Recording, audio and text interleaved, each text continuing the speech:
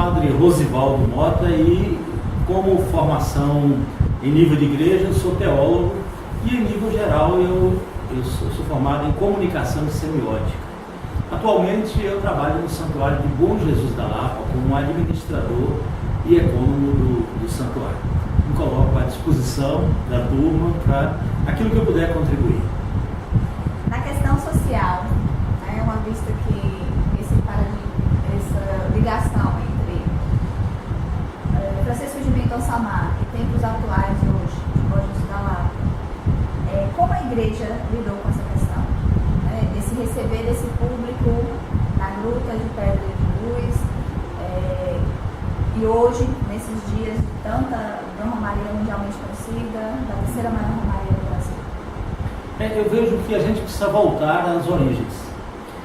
Na verdade, isso aqui existe porque um jovem com 22, 23 anos de idade, português, então é muito bem formado em sua família lá em Portugal, por causa do problema do clima de Portugal, ele se adaptou bem ao clima de Salvador. Então ele veio morar em Salvador e aí ele começou a trabalhar para sobreviver. Inicialmente foi na profissão que era do pai, de ourives, e em seguida formou um grupo para pintar paredes. E aí foi contratado para pintar o palácio do governador da Bahia e sofreu uma grande injustiça. Então o governador não pagou aquilo que ele tinha direito e com isso criou uma revolta muito grande nele. Como pode um chefe de Estado praticar um ato de injustiça contra os pobres dessa maneira? Então ele reclamou, foi lá reclamar e em contrapartida então ele foi preso por abuso à autoridade. Revoltou-se com isso. Então naquele tempo se andava muito pelas estradas, os andarilhos, não é? Chamados também os ermitões da época. E então ele pegou a mochila e saiu enveredando pelas estradas, revoltado com a injustiça. Então eu sempre falo com o pessoal aqui, quando nós estamos discutindo, a Lapa nasceu de um grito, um clamor por justiça, através desse jovem. E aí começou a enveredar pelas estradas, mas nunca perdeu a religiosidade dele. Então trazia o crucifixo do Bom Jesus e um santinho que ele chamava Nossa Senhora da Solidade. Solidade quer dizer solidão. Então, nos momentos de estrada, ele sempre invocava essa presença, que a mãe não deixasse ele sozinho. E aí enveredou, e aí eu digo que nasceu desse clamor de justiça, porque consciente já da caminhada, porque aos poucos isso foi se desenvolvendo, do lado teológico, na vida a gente precisa de caminhar, dar passos à frente para nós crescermos, e isso ele fez. Enveredou pelo Rio São Francisco, vendo esse monumento aqui ele desceu, aqui ele fez morada naquela gruta da frente, e era tempo de exploração do ouro no estado de Minas Gerais. Então aqui passavam os tropeiros que abasteciam de carne as minas, os trabalhadores das minas. E aí, vendo que aqui morava esse jovem, então começaram a amarrar os animais, ser acolhido por esse jovem. Esse jovem falava somente da bondade de Jesus, era o discurso dele. E aí esses tropeiros espalharam a notícia que aqui morava um santo. E um santo jovem, uma gruta perdida ao lado de São Francisco. E aí começaram a vir pessoas para ver esse santo. Até que chamou a atenção da igreja, que o ordenou padre, e viveu aqui até os 65 anos de idade. O túmulo dele está ali ao lado do altar. Então eu fiz essa introdução para dizer o quê? Que a cidade de Bom Jesus da Lapa a cidade nasceu a partir desse jovem, do ato de rebeldia, entre aspas, dele, do clamor por justiça dele, do protesto provocado, da coragem de ir de encontro a um político que praticou uma injustiça. Então está todo nesse contexto. Quer dizer, a cidade de Bom Jesus da Lapa nasceu de um casamento, de um grito de justiça por um ato de fé. Então são duas ligações muito fortes mesmo. E aqui até hoje a gente percebe as pessoas que vêm aqui, né? Que vêm aqui pedir com várias promessas, vários pedidos, e grande parte deles. Mas, falando agora da criação da cidade, nasceu através disso aí, e favoreceu para tudo. Antes da chegada aqui de tantos comerciantes e antes da cidade se transformar, é aquilo que nós conversávamos antes. Os primeiros a virem aqui, então eles catavam lenha no caminho, vinham em pau de arara, e aqui eles preparavam seus alimentos, ficavam na beira do rio, pegavam a água do rio. Então aqui já a luta pela sobrevivência e o esforço físico e ao mesmo tempo introduzindo um jeito de ganhar dinheiro para manter a sobrevivência de sua família. Então hoje, quando nós vemos esse comércio grande todo aí, então aquilo que nós refletíamos antes, que é verdade, surgiu a partir do momento de gente que vem de longe, que não tem mais possibilidade de pegar seu feixe de lenha, que não vem mais de pau de arara, e tudo se modificou. Então aqui surge a necessidade de adquirir gêneros alimentícios, e por ser cidade também de turismo, com uma fachada do marketing atual do turismo, então vem em busca de comprar coisas também, lembranças e tudo. Então, ou seja, de uma iniciativa religiosa nasce um município da Bahia, e com a influência religiosa nasce um comércio, uma maneira de sobrevivência. Uma outra questão que eu gostaria de salientar, para mostrar que esse ato religioso aqui não está desligado da vida social, do clamor de justiça, é o compromisso daquele que tem fé no bom Jesus, é de trabalhar na sociedade pela dignidade de vida. A igreja procurou fazer isso desde o início.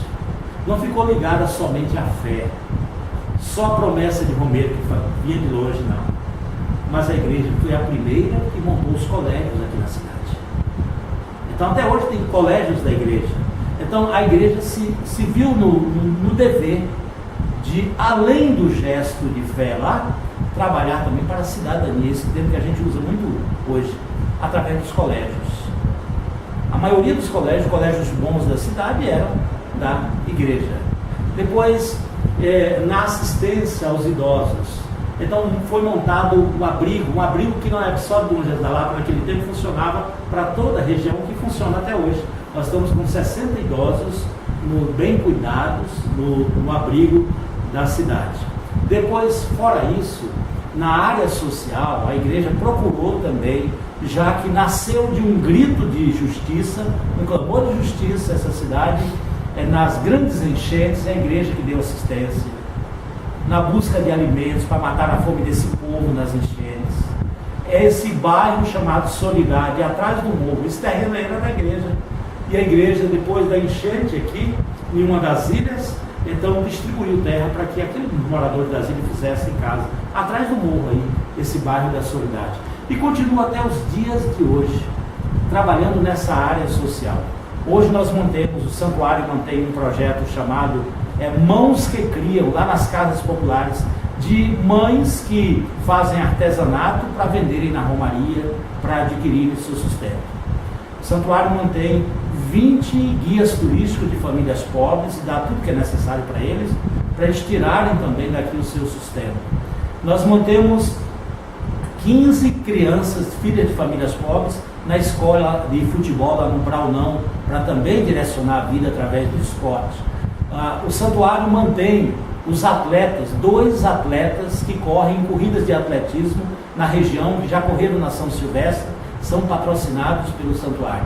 E o nosso grande último intento na área social foi a abertura, há quase 2 anos, de um centro de recuperação para dependentes químicos, pessoas viciadas em droga, que fica a 13 quilômetros aqui de Borjas da Lapa, ao lado do Rio São Francisco.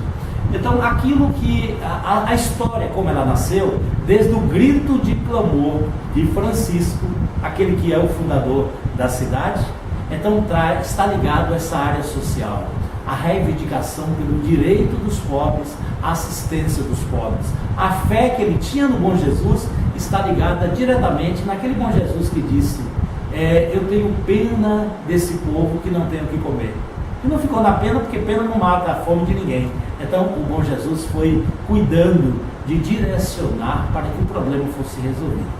Então, este é um aspecto que eu gostaria de tratar aqui, esse lado religioso com o social desde as origens e que continua até os dias de hoje. E como a igreja tem a sua participação nessa questão política, né, voltando no sentido mais amplo, voltando no sentido de um Estado, de uma organização, porque Lapa, uma cidade que foi criada a partir de um jovem que falava da bondade de Jesus, hoje uma grandiosa cidade, conhecida a nível nacional, mundial, né? Então, assim, uma organização política, e a gente sabe que a igreja também participou, né, dessa caminhada. Claro. Nós sabemos que todo cidadão deve ser político, não é? É a partir do momento que eu tomo posições na vida, a política nos leva a gente melhorar, a gente tomar uma posição, não ficar em cima do muro, a gente fazer história e correr atrás da cidadania. Nessa política, tudo isso que eu acabei de dizer, que a igreja procura fazer pelo social, estar atenta à necessidade do povo, tudo isso é uma caminhada política, é uma posição política da igreja. E não somente na cidade, mas nas comunidades rurais. Nós chegamos a abrir 40, isso há alguns anos atrás, mais de 40 associações de trabalhadores rurais para conseguir projetos fora, e depois abrimos uma cooperativa. Então tudo isso é uma posição política da igreja. Agora tem a outra política, a política partidária, aquela que comanda os destinos da cidade. A igreja sempre é cautelosa em não explicitamente, como alguns grupos religiosos, que ficam explicitamente fazendo política. Nós procuramos apoiar aqueles que defendem a causa da sociedade e não ficar optando por um partido político, ainda que tenha uma certa tendência naqueles partidos que estão mais na esquerda, que defendem mais aos pobres, aos trabalhadores, não tenha dúvida, mas nunca explicitamente dizer, olha, vote nesse, vote naquele. Mas a partir do momento que o povo escolhe, nós estamos aí para acompanhar, para cobrar, através da palavra do bom Jesus. A gente tem condição de fazer um senso crítico sobre a administração de um prefeito, de um deputado, de um senador, do presidente da República, e especialmente nesse momento triste, terrível, político do Brasil. Toda essa corrupção, essa sujeira, a igreja não pode ficar calada diante disso. Ela tem que ter um clamor profético. E nós temos como representação direta da igreja no Brasil a CNBB, Conferência Nacional dos Bispos do Brasil, que trabalha sempre com a OAB, no sentido de, nesses momentos, soltar pronunciamentos, tentar influenciar. As igrejas do Brasil inteiro foram direcionadas mensagens da CNBB nesse momento de corrupção, para que nós dessemos orientação ao povo, que nós abríssemos os olhos do povo, tomando por base a mensagem do bom Jesus. E especialmente no local a gente tenta. Nós temos na Câmara de Vereadores, a maioria dos vereadores às vezes vem aqui pedir a opinião da gente, e quando tem algo errado que a igreja acha que não é conveniente, nós chamamos eles aqui, alguns deles que nós temos mais acesso, nós tentamos conversar, influenciar, questionar. A mesma coisa acontece com o prefeito. Então, isso aí é a posição da igreja. Não ficar promovendo esse candidato, dizendo que é candidato oficial da igreja, ou lançando um candidato. Não. A igreja tenta fazer com que a mensagem profética influencie em todos os partidos e em todos aqueles que o povo vota para defender o próprio povo, que infelizmente a sua maioria trai o povo. Então esse é mais ou menos o direcionamento dado pela igreja nessa questão política. E é aquela questão, né? Voltando um pouquinho da história de Bonito da Lapa. Uma vez que aconteceu anteriormente com o próprio Francisco, de uma injustiça política, e a gente vê essa questão hoje também. É isso. Obrigada pelas suas palavras. Se quiser finalizar. Agradeço. Eu gostaria de parabenizar a turma por essa iniciativa. Tá? Parabéns a vocês. Buscar os fundamentos aí. É na sala de aula, é nesse período de faculdade, de pesquisa, que a gente deve aguçar o nosso senso crítico. O Santuário do Bom Jesus da Lapa está à inteira disposição para que vocês possam utilizar de nós naquilo que for necessário. E dizendo, sobretudo, falando da ligação social, política, mas o acento maior nosso é na fé no bom Jesus. sem uma espiritualidade, sem uma vida de oração, sem uma vida mística, sem uma vida espiritual, a gente se perde. Tudo passa a ser em vão, tudo passa a ser vazio. Então, a vocês aí, então, cuide da sua fé, tá? Procure sempre esse relacionamento bacana, sadio. Assim como nós precisamos conversar todo dia com o nosso pai, a nossa mãe, nossos colegas, nós precisamos ter essa conversa diária com o nosso Deus, para que a nossa vida ganhe sentido e que nós não nos esvaziemos do objetivo maior na nossa vida, que é sermos felizes. Um abraço para vocês, viu? Tudo de bom.